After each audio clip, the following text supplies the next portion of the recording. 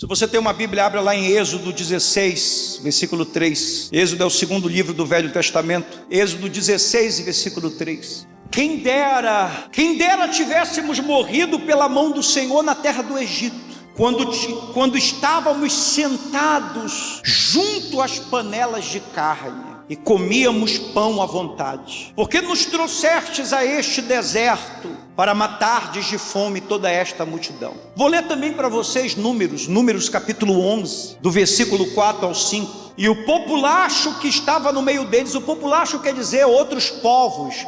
Tem muita gente que pensa que foi só o povo de Israel que saiu do Egito. Não foi só o povo de Israel. Junto com o povo de Israel, outros povos também saíram junto com o povo de Israel. Não era só o povo de Israel que estava escravo, não. Outros povos. E por causa de Israel, outros também foram libertos.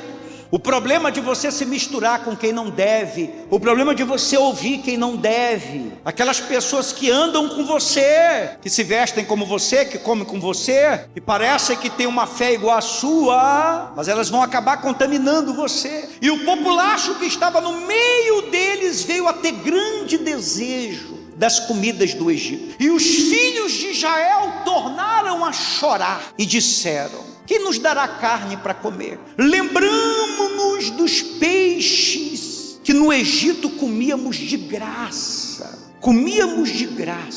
Dos pepinos, dos melões, dos alhos porós, das cebolas e dos alhos. Números 14, versículo 3 e 4. Porque nos traz o Senhor a esta terra, para cairmos à espada, para que nossas mulheres e nossas crianças sejam por presa? Não nos seríamos melhor voltarmos para o Egito? E diziam uns aos outros: levantemos um capitão e voltemos para o Egito.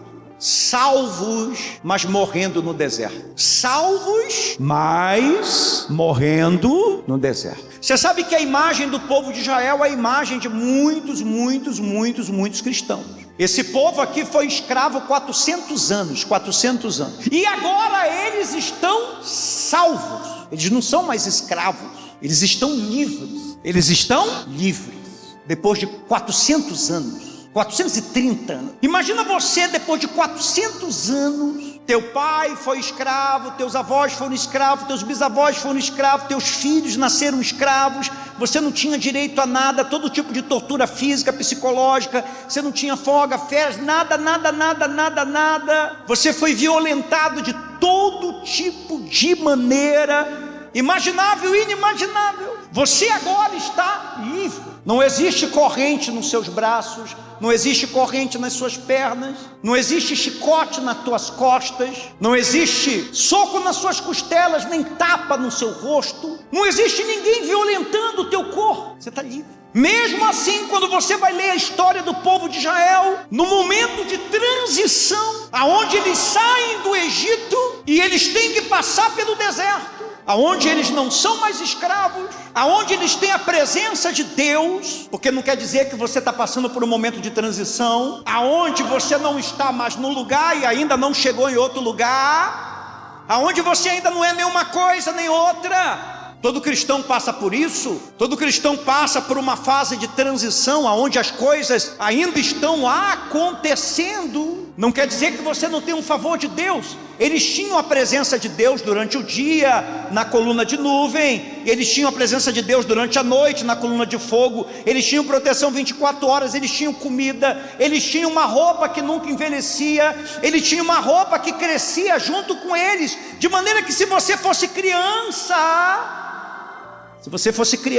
e você fosse se tornando adulta, a roupa crescia junto com você, os calçados cresciam junto com você, nunca envelheciam. Todos os dias os céus se abriam e o pão dos anjos vinham visitá-lo, menos no sábado, mas na sexta você poderia colher à vontade para comer durante o final de semana. Além da presença de Deus, eles tinham o maior homem de Deus, o maior profeta que já pisou na terra, que era quem? Moisés. A Bíblia fala que tinha uma rocha que os acompanhava onde eles iam. Uma rocha perseguia eles. E sempre que havia uma sede desesperadora, Moisés ia até essa rocha, tocava nessa rocha e dessa rocha saía o quê? Água. Paulo depois vai nos revelar que esta rocha era quem? Quem era essa rocha que perseguia eles? Essa rocha era Jesus. Jesus é a rocha que nos persegue no deserto, enquanto todos fogem de nós no momento de transição, aonde as coisas nem são uma coisa nem outra, aonde a gente não é nenhuma coisa nem outra, enquanto a gente ainda está caminhando para a nossa terra prometida, aonde nós estamos vivendo um período de escassez, enquanto todos fogem de nós, Jesus nos persegue. Eles não têm mais Faraó atrás deles, eles não têm mais os exércitos atrás dele. Todas as vezes que tem algum inimigo atrás deles, Deus dá vitória. As crianças não morrem, os idosos não morrem, os animais não morrem. Há um cuidado, eles estão salvos. Mas quando você olha para a cabeça dessa gente, porque quando você lê essas passagens que eu li para você, Êxodo 16:3, quem dera tivéssemos morrido na terra do Egito, nós estávamos lá uma hora dessa junto às panelas de carne, e a gente comia pão à vontade, e quando a gente lê lá, Números 11, versículo 4, a gente tinha comida de graça lá, a gente tinha melões, a gente tinha alhos porós, a gente tinha cebola, e quando você lê lá Números 14, versículo 3, e eles diziam, a gente tinha comida de graça. Olha aqui para mim, você não está fazendo uma leitura do corpo nem da alma, você está fazendo uma leitura da onde? Alguém sabe me dizer aqui? Alguém que está me assistindo sabe me dizer da onde que a gente está lendo? A leitura da onde? É do corpo? Não. É uma leitura da alma? Não. É uma leitura da onde?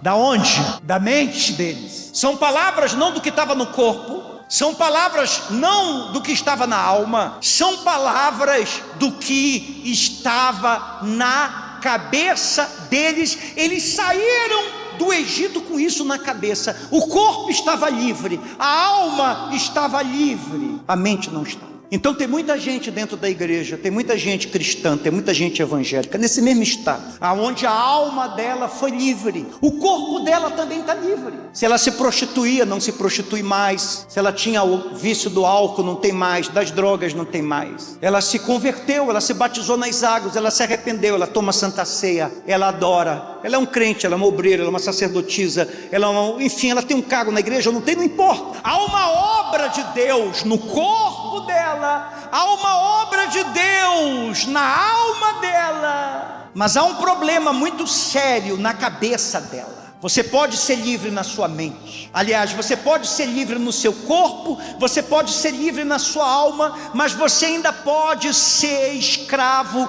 na sua mente. E enquanto você for escravo na sua mente, você pode ser um cristão e morrer no momento de transição. Você pode morrer no meio do deserto, como toda aquela nação, mais de 2 milhões de pessoas que saíram do Egito. Eles conseguiram sair do Egito, mas todos eles morreram no deserto, só não Josué e Caleb, porque diz a palavra de Deus que eles tinham um espírito diferente, uma mente diferente. Tem pessoas que elas estão anos no evangelho e a cabeça delas ainda é uma grande confusão. Você sabia disso? A cabeça dessas pessoas aqui é uma grande confusão. A psicologia moderna chama o que esse povo está fazendo aqui de síndrome de Estocolmo. Síndrome de Estocolmo é quando você se apaixona por quem te sequestrou. Você sabia que tem casos de mulheres que foram sequestradas, violentadas, humilhadas, viveram anos no cativeiro, e depois que elas foram livres, foi-se descoberto que elas criaram uma paixão, porque você não pode chamar isso de amor, é uma paixão. Elas criaram uma paixão pelo homem que as sequestrou, que as violentou de todos os tipos possíveis,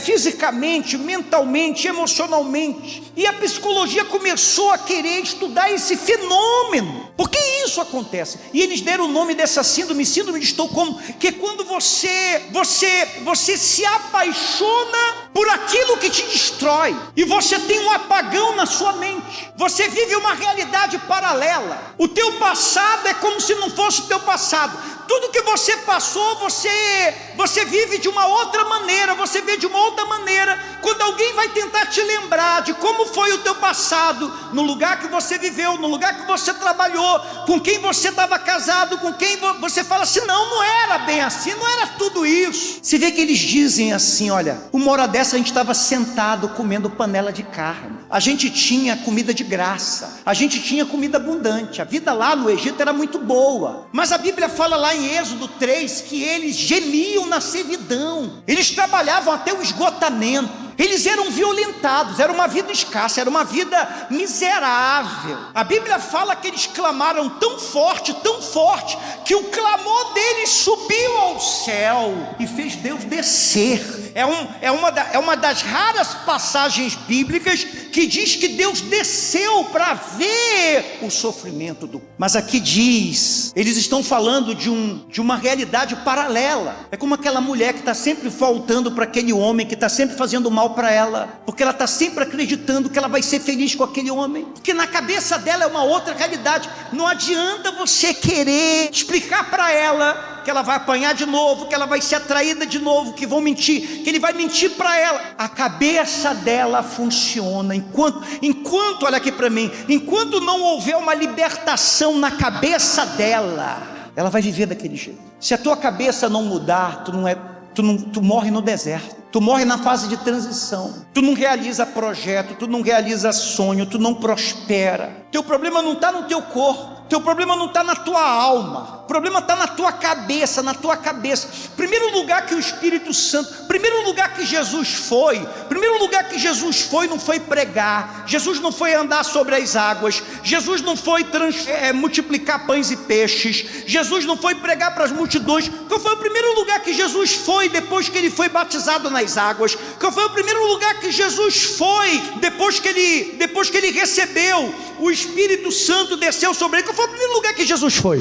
Deserto. Porque o deserto é um lugar de transição. Jesus estava passando por uma transição. Ele estava deixando de ser o anônimo. Ele passou 30 anos anônimo. Ele estava passando por uma transição. Ele não era mais o filho de Maria, nem de José, nem mais um empregado do pai. Agora ele tinha recebido a unção. Agora ele tinha recebido o vai. Agora você vai pregar o evangelho, você vai curar, libertar, e você vai consumar a obra de salvação. Então ele tinha que passar pela transição. Todo cristão tem que passar pela transição. Então diz o evangelho de Lucas que o próprio Espírito Santo levou ele para o deserto. Lá ele jejuou quantos dias? 40 dias. Para uma pessoa jejuar 40 dias, ela tem que ter o quê?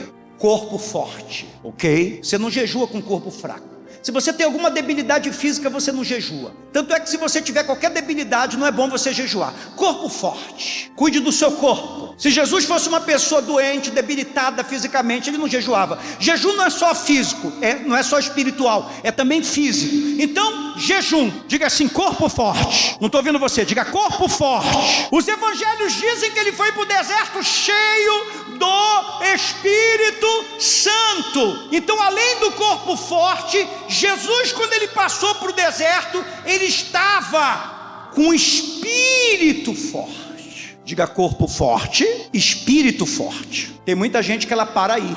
Ela tem um corpo forte, ela tem um espírito forte. O corpo foi salvo, a alma foi salva. Mas Jesus prova no deserto que a mente estava forte. Porque o diabo apareceu para Jesus no primeiro dia de jejum dele, no segundo dia, no terceiro dia. A Bíblia fala que quando Jesus teve fome, o diabo apareceu no último dia. Então o corpo não estava forte. Você sabe que quando o teu corpo está fraco, as coisas começam a colapsar. Mas a mente de Jesus estava forte, porque na mente de Jesus ele guardou a palavra de quem? De quem? Transforma essas pedras em pães. Não, porque está escrito, não só de pão vive o homem, mas de toda palavra que sai da boca de Deus. Quem está falando isso não é uma pessoa que tem uma mente confusa, é uma pessoa que tem uma mente sã, é uma pessoa que tem os pensamentos no lugar, é uma pessoa que sabe quem é. Eu sei quem eu sou. Quando você sabe quem você é, você não precisa dar sinal, você não precisa ficar provando nada.